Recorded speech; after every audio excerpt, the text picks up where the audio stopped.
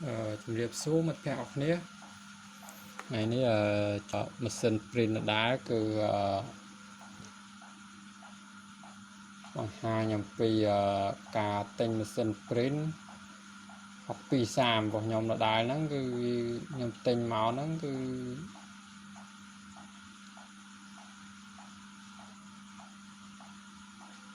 អត់មានតទៅយោបហោតកៈសំណល់ទេហើយខ្ញុំក៏អត់បានប្រាប់គេឲ្យគេចោះឲ្យគេតឲ្យដែរ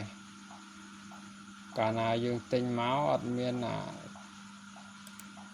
ចោះតទៅយោរហូតតកៈសំណល់ទេវាម៉ាស៊ីន print យើងប្រើអត់បានយូរវាឆាប់ប្រឡាក់ឆាប់អីក្នុងហ្នឹងដោយសារវាមានទឹកមានអីហូរចូលក្នុងហ្នឹងអញ្ចឹងកាកសំណល់វាក្នុងវីដេអូនេះខ្ញុំនឹងហាញការចោះហើយនឹងការតរយោនិងការដោះនេះកន្លែងគេតរយោបតង់ទឹកថ្នាំកន្លែងនេះគឺវាមានបិទស្គុតនៅពេលដែលយើងលើកដោះលើម៉ាស៊ីនវានេះកន្លែងនេះគឺខ្សែ power supply វាយើងត្រូវដកចេញ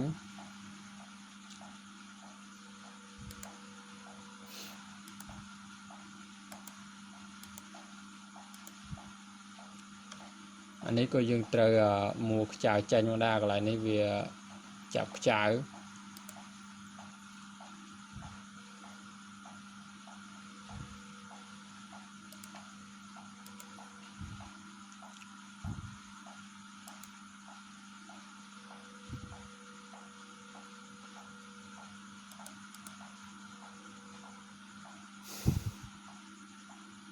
អានេះគឺកន្លែងខ្សែទៅ scan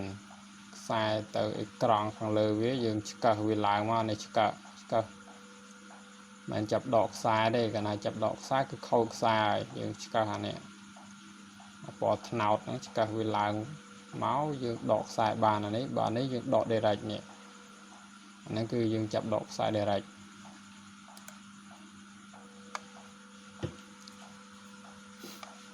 អត់ផ្ទះលើងគឺយើងចាប់ទាញឡើងលើតមកអានេះគឺកន្លែងនេះគឺគេដាក់មកវាគេអត់បានកាត់អាចរកន្លែងហ្នឹងចេញអញ្ចឹងវាប៉ិតគៀបទៅយកទឹកថ្នាំនេះ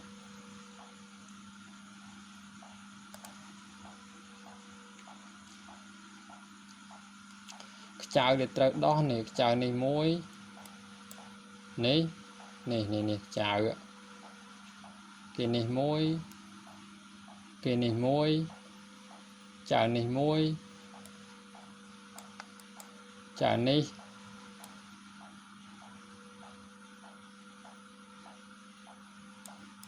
មានតែប៉ុណ្ណឹងទេចៅវាដែលយើងត្រូវដោះតទៅដោះហើយយើងដកខ្សែ power supply នេះចេញនេះតមកចាប់លើកវាមកទាំងមូលឡើងមកចាប់លើកមកវាមាននេះយើងមើលខ្សែអស់នេះវាជាប់នឹងកលាក់នេះអានឹងស្កុតនេះ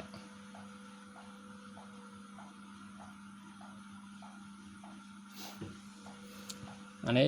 កាត់វាចោលដែរនេះកាត់វាចោល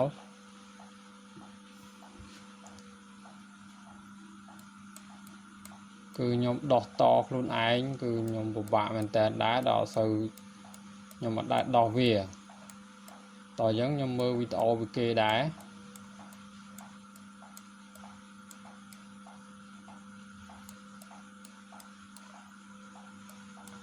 ហើយក៏គេអត់ប្រាប់អត់ដែរខ្ញុំវីដេអូហ្នឹងគឺខ្ញុំអត់បានថតនៅពេលដែលខ្ញុំដោះជាក់ស្ដែងទេដោយសារការដោះហ្នឹងវាពិបាកពេកខ្ញុំអត់ទៅចេះដោះអីដែរគាត់តែខ្ញុំបង្ហាញពីកន្លែងរនខ្ចៅដែលត្រូវដោះបើយើងអត់ដឹងថារនខ្ចៅនៅកន្លែងណាទេក៏យើងអត់ដោះមិនដែរ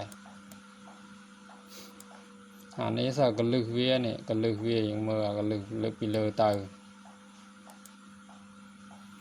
មកដល់កន្លែងទីយោផោកាកសំណល់នៃទីយោមាន2 ខ្ញុំធ្លាប់ជួប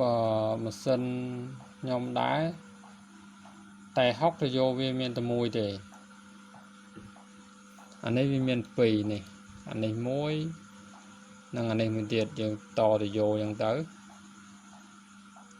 អាហ្នឹងដើម្បីកុំឲ្យវាក់ដូចខ្ញុំអញ្ចឹងគឺ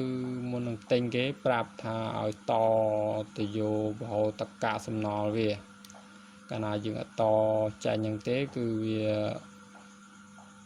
ឆាប់ប្រឡាក់ឆាប់អីឆាប់ខូចមានបញ្ហាក្នុងនឹងច្រើនដោយសារទឹកថ្នាំវាហូរចេញមកក្នុងនឹងកលិចកលាក់មែនតើខ្ញុំដោះមើលទៅឃើញ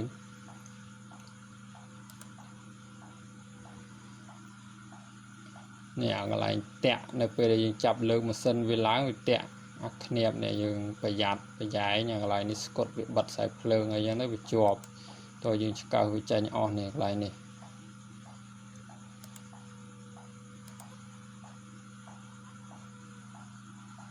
អានេះគឺយើងឆ្កឹះផងដែរនេះបើយើងចាប់ដក direct ហ្មងគឺខូចខ្សែហ្នឹង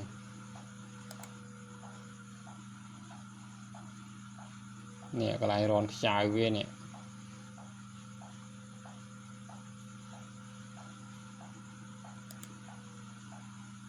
កន្លែងនេះកន្លែងយើងចោះរនដាក់ទៅយោ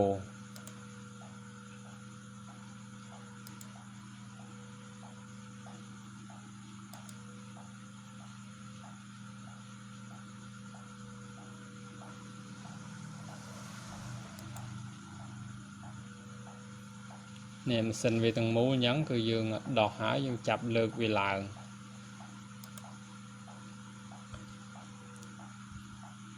កន្លែងនេះកន្លែងកលឹះដោះអាសន្ទះលើវាយើងឆ្កឹះវាផុតទៅមិនយើងចាប់តែអាសន្ទះលើវាឡើង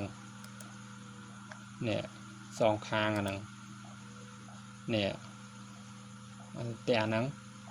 នេះអាសន្ទះហ្នឹងនេះរននេះកន្លែងនេះ